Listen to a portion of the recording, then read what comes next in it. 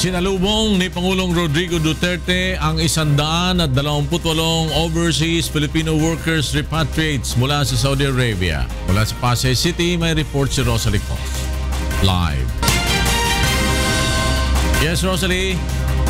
Magandang umaga, Flor. Ngayong umaga dumating sa Pilipinas ang 128 overseas Filipino workers na repatriates mula sa Al-Khobar, Saudi Arabia. Mismong si Pangulong Rodrigo Duterte ang sumalubong sa kanila.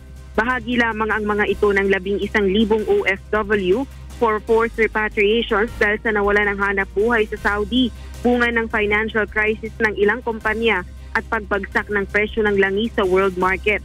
Nagkaloob ng 5,000 pisong cash assistance ang Pangulo sa bawat repatriate. Binigyan din ng pribilehiyo ang mga ito na makapag-aral ang kanilang mga anak sa mga state universities at colleges sa pamamagitan ng Office of the President. Nangako rin ng Chief Executive na gagawin ang lahat ng paraan upang pataasin ang antas ng ekonomiya at solusyonan ng suliranin sa kapayapaan sa Mindanao, droga at katiwalian sa pamahalaan.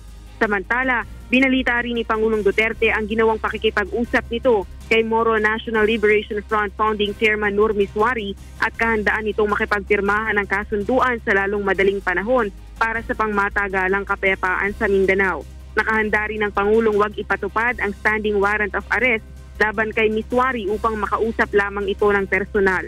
Agad namang tumulak pa sa Zamboanga City ang Pangulo. Floor? Rosalie Cos nagulat mula sa Pasay City.